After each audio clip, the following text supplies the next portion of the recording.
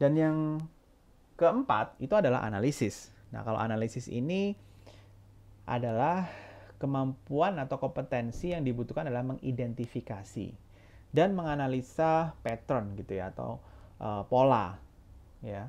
Kemudian mengorganize gitu kan ya, ide gitu kan ya. Kemudian merekognisi atau mengenali tren gitu ya. Itu menganalisis. Jadi ketika ada apa ini ya, kok sekarang para remaja bergaya-gaya ala K-pop misalnya. Nah, Anda bisa merecognize tren ini nggak kira-kira? Gitu kan. Anda mulai menganalisa, oh karena memang banyaknya drama Korea yang masuk ke Indonesia dari 10 tahun terakhir. Kemudian banyak grup band, bukan grup band ya, namanya kayak boy band gitu kan ya. Penyanyi-penyanyi, bisa Anda sebutkan satu-satu misalnya. Nah, itu sudah mulai menginvasi Indonesia dan remaja-remajanya mulai suka. Nah, kalau remaja mulai suka, maka selanjutnya adalah apa yang dipakai oleh idola-idolanya itu bisa masuk ke negara tersebut, kan ya. Nah, ini adalah menganalisa. Tuh. Sama, yang paling simpel misalnya, kenapa corona meningkat lagi? Jumlah yang terinfeksi menjadi meningkat lagi. Anda analisis, gitu kan ya. Anda mengidentifikasi pola-polanya seperti apa, gitu kan ya. Oh, ternyata masyarakat masih tidak tertib, kan ya. Kemudian ada fenomena OTG, gitu kan ya, orang tanpa gejala, gitu kan. Nah, ini menjadi kemampuan analisis. Jadi ada suatu problem, kemudian Anda breakdown satu persatu sehingga Anda bisa memahami apa yang menjadi permasalahan dari fenomena itu. Ya. Dan yang kelima itu adalah sintesis. Ya, sintesis ini kemampuan untuk merangkai ulang temuan-temuan yang sifatnya parsial atau berbeda-beda, kemudian Anda simpulkan menjadi satu kesimpulan besar, kan ya. Nah, di sini dijelaskan using old concept to create new idea. Ya, jadi sintesa itu adalah kumpulan ide-ide lama, gitu kan, kemudian Anda satukan menjadi satu ide yang baru. Contoh yang paling simpel adalah menjadi detektif. Ya, menjadi detektif itu kan ketika datang ke TKP, saya suka mencontohkan ini gitu ya. Dengan berbagai macam bukti yang tersebar gitu kan ya. Dan itu tidak bisa dipahami ketika tidak dirangkai satu persatu dari temuan-temuan itu tadi. Ya, dia menemukan satu helai rambut, bercak darah, kemudian ada scratch di lantai misalnya, kemudian ada sobekan baju, ya, kemudian ada senjata tajam, kemudian darahnya ada di berbagai macam lokasi gitu. Nah, darah-darah ini disimpan, diambil sampelnya, kemudian dilihat, oh ternyata darahnya nggak sama antara percikan darah di sini dan sudah. Oh berarti ada dua orang yang terlibat perkelahian mungkin di sini, atau terlibat perseteruan sehingga sampai terluka dan mengucurkan darah, kira-kira gitu. Nah, dari beberapa bukti-bukti ini dikumpulkan menjadi satu kesimpulan besar, gitu kan ya. Nah, saya juga suka mencontohkan tentang kemampuan sintesa yang bisa dilatih dari sejak kecil itu ya, dengan mainan Lego ya. Ini merek ya, memang Lego ya. Tapi konsepnya adalah membangun ide-ide gitu kan ya, kecil-kecil, kemudian menggabungkan menjadi suatu hal yang baru gitu kan ya. Tentunya Lego ini bukan Lego yang sudah langsung terbentuk jadi suatu figur gitu kan ya, ataupun bentuk ya, tapi yang masih blok-blok kecil gitu ya. Kemudian coba dari ide-ide yang sudah kamu bentuk sebelumnya, misalnya kamu sudah bisa bentuk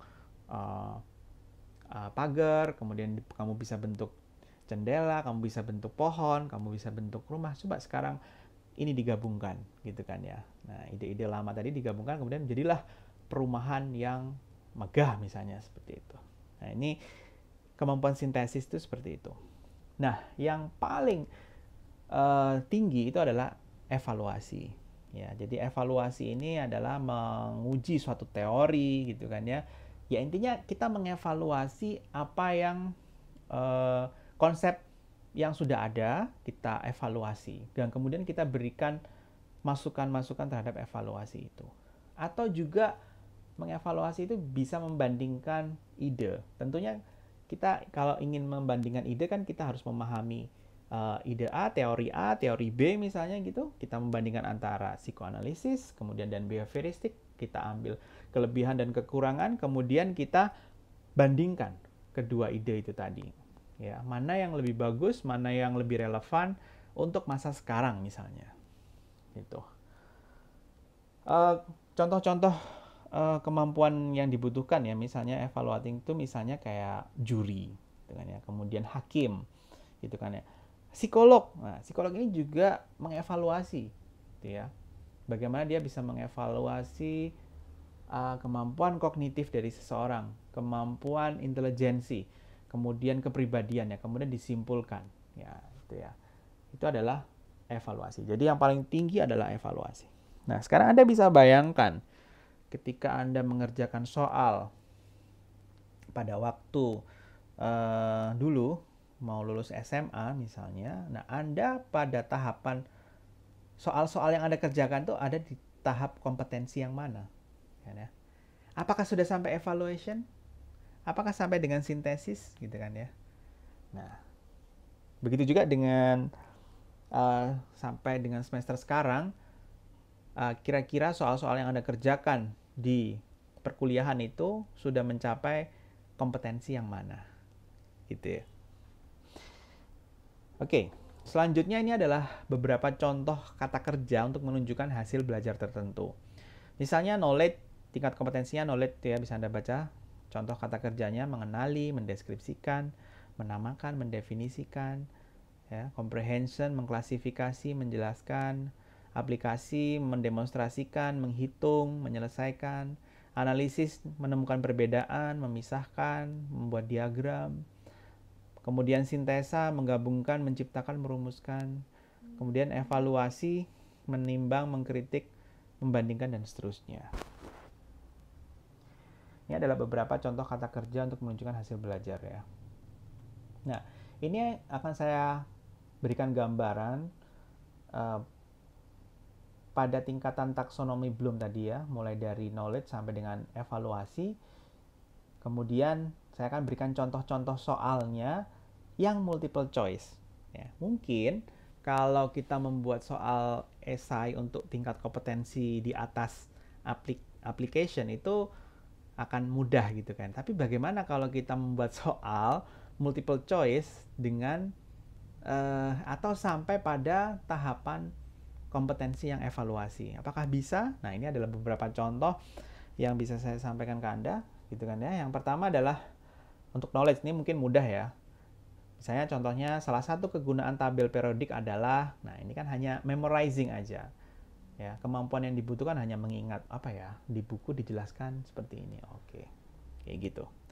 Sedangkan kalau comprehension, mana di antara grafik berikut yang paling tepat untuk menggambarkan jadwal permintaan suatu komoditas dalam situasi kompetitif? Nah, ini lebih pada mengklasifikasikan gitu kan ya. Mana ya kira-kira dari yang sudah saya pelajari dari beberapa gambar ini yang menunjukkan jadwal permintaan suatu komoditas, gitu ya. Nah, jadi intinya ini mengklasifikasikan, gitu ya. Kemudian aplikasi. Contohnya sebuah lift turun dengan percepatan tetap sebesar gaya gravitasi G. Seseorang dalam lift itu melemparkan bola ke atas. Bagaimanakah gerakan bola itu terhadap lift?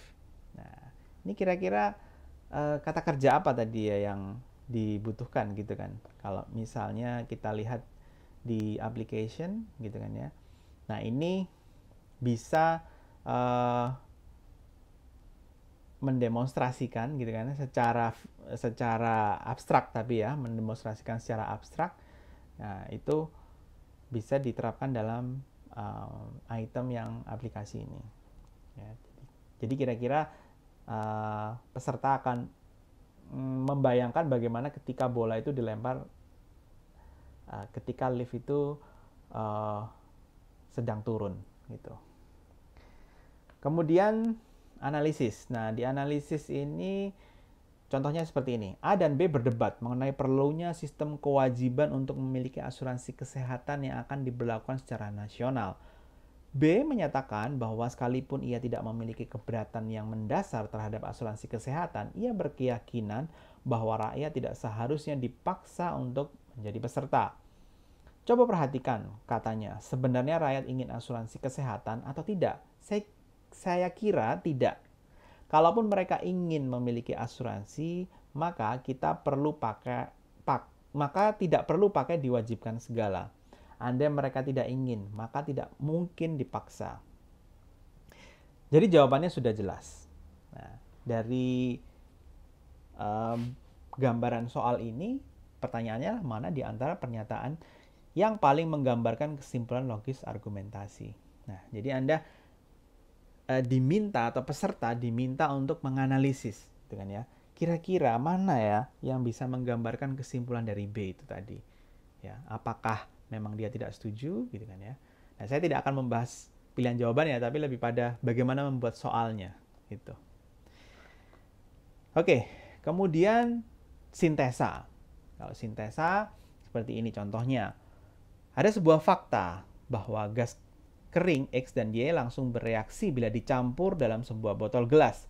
Namun apabila sesaat sebelum kedua gas dicampur, botolnya sangat dipanaskan, lalu didinginkan, tak akan ada reaksi apa-apa. Juga apabila botolnya terbuat dari tembaga, tidak akan terjadi reaksi. Berdasarkan fakta di atas, perhatikan hipotesis berikut. Bila hipotesis ini tidak dapat dipertahankan atau bila hipotesis itu dinyatakan begitu rupa sehingga tidak dapat diuji secara eksperimental, pilihlah jawaban A. Jadi tidak ada hipotesis kira-kira kayak gitu. Jadi tidak ada dugaan, ya. Kalau tidak, pilihlah salah satu jawaban yang merupakan cara eksperimental terbaik untuk menguji hipotesis tersebut. Nah, jadi ini Anda atau peserta tes diminta untuk memberikan suatu ide baru gitu kan ya dari beberapa fakta-fakta yang ada di lapangan.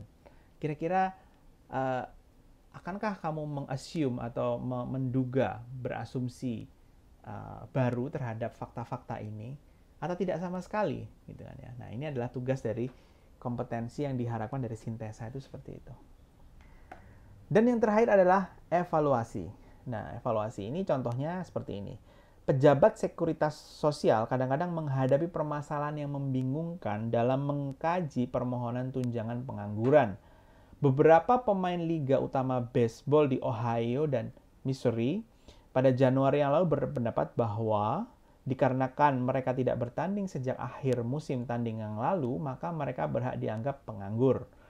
Sekalipun beberapa di antara mereka berpenghasilan tinggi sebanyak $18.000 sampai dengan $20.000 setahun dari baseball. Mereka tetap menuntut tunjangan pengangguran seperti diatur dalam Social Security Act. Para pemilik klub telah membujuk mereka ini agar tidak usah menuntut kompensasi. Menurut penafsiran para pemilik klub, pemain-pemain itu sudah terikat kontrak sepanjang tahun sekalipun mereka main dan dibayar hanya pada musim tanding. Sebaliknya, para pejabat di Ohio dan Missouri cenderung mendukung pendapat para pemain tersebut dan setuju mereka berhak mendapat tunjangan. Berdasarkan isi paragraf di atas, mana di antara kesimpulan berikut yang dipertahankan. Jadi Anda diminta untuk memberikan suatu judgment, memberikan suatu kesimpulan, ya, sehingga mana yang dirasa tepat dari permasalahan ini. Nah, jadi kompetensi yang dibutuhkan di sini adalah tentunya mengevaluasi apa yang apa yang menjadi pendapat pejabat sekuritas tadi dan apa yang menjadi pendapat dari pemilik klub. Nah, itu kemudian Anda putuskan mana sih sebenarnya yang dapat dipertahankan, apakah kesimpulan dari pejabat sekuritas atau pemilik klub. Nah, itu ya. Jadi semakin tinggi otomatis semakin kompleks soalnya. Nah, kemudian yang selanjutnya adalah membuat tabel spesifikasi atau blueprint. Tabel spesifikasi tes atau blueprint ini berupa tabel yang memuat sekaligus uraian isi tes dan tingkat kompetensi yang akan diungkap pada setiap bagian isi.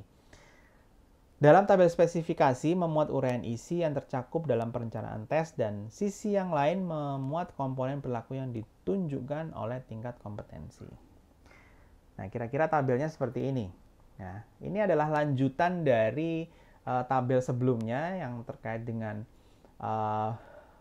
batasan tadi ya. Kemudian di sini lebih dijabarkan komponen perilakunya apa yang diharapkan, ya.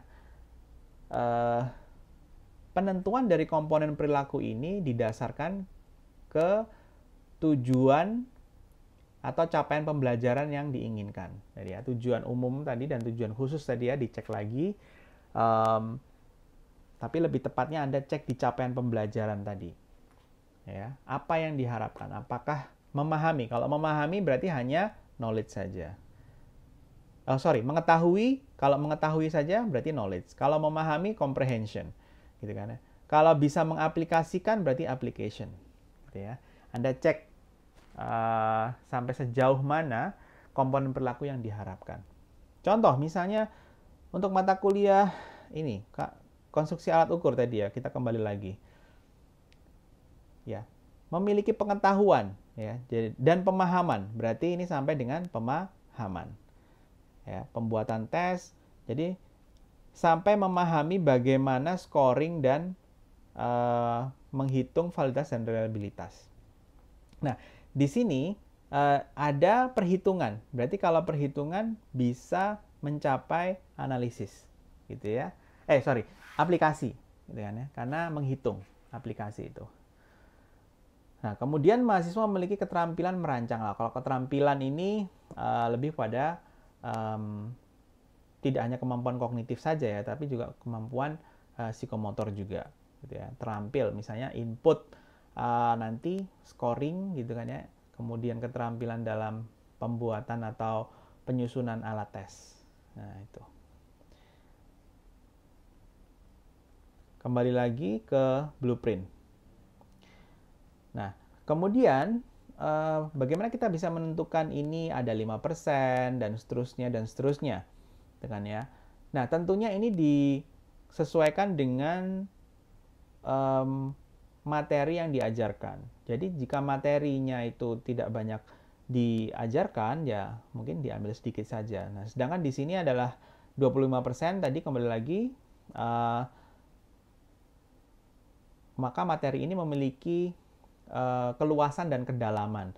Lah kalau sampai sangat mendalam berarti aplikasinya lebih banyak, gitu kan ya. Dan saya yakin introduksi atau pengantar itu tidak mungkin dalam, gitu kan ya. Mungkin hanya pengetahuan saja. Ya, tidak mungkin pengantar itu sudah sampai dengan aplikasi, kan nggak mungkin. Tapi kalau misalnya kita cek lagi di kognitif, Gestalt ini ya, teori-teori ini, nah maka kedalamannya akan lebih dalam daripada materi-materi yang sifatnya masih pengantar itu tadi. Sehingga soal atau prosentase bobot yang diberikan akan menjadi lebih banyak. Gitu. Selanjutnya tugas kelompok. Nah, jadi setelah saya jelaskan tadi, maka Anda silahkan bergabung dengan kelompok yang sudah ditentukan sebelumnya. Apa saja yang harus Anda lakukan? Yang pertama, lakukan identifikasi dan tujuan kawasan ukur. Ya, jadi saya mengharapkan Anda sudah mendapatkan RPS yang sudah Anda cari sebelumnya atau sudah Anda konsultasikan pada dosen mata kuliah pengampu yang Anda tuju. Kemudian diskusikan dan tetapkan komponen isi. Jadi cek materi kuliah yang dipilih, gitu kan ya. Apa saja sih materi-materi yang diajarkan pada mata kuliah tersebut. Kemudian diskusikan dan tetapkan batasan perilaku dan kompetensi. Ya, ini juga lagi-lagi cek RPS dan sesuaikan dengan taksonomi Bloom. Ya, komponennya apa aja? Apakah sampai application, gitu kan ya, atau hanya masih comprehension? Kalau knowledge aja nggak mungkin ya, karena masa Anda di perkuliahan hanya mengetahui saja, hanya hafalan saja, kan tidak. Tentu di situ akan ada kedalaman-kedalaman materi yang diajarkan oleh dosen. Kemudian yang terakhir adalah buatlah tabel blueprint atau tabel spesifikasi. Ya, tentunya materi-materi ini tadi yang komponen isi ini hanya cek sampai dengan UTS saja ya untuk mata kuliah yang Anda pilih. Tuh. Jadi tidak perlu semuanya satu semester enggak, tapi hanya materi sebelum UTS saja. Tuh. Jadi yang diharapkan nanti ketika di minggu-minggu selanjutnya Anda sudah memiliki tabel blueprint ini, sehingga tabel ini akan menjadi acuan gitu kan ya untuk pembuatan item seperti itu. Baik, terima kasih. Silakan berkumpul di dalam kelompok, kemudian Anda diskusikan apa yang sudah saya tugaskan tadi. Nah, untuk pengumpulannya nanti lihat di Bella. Terima kasih atas perhatiannya. Selamat berkuliah.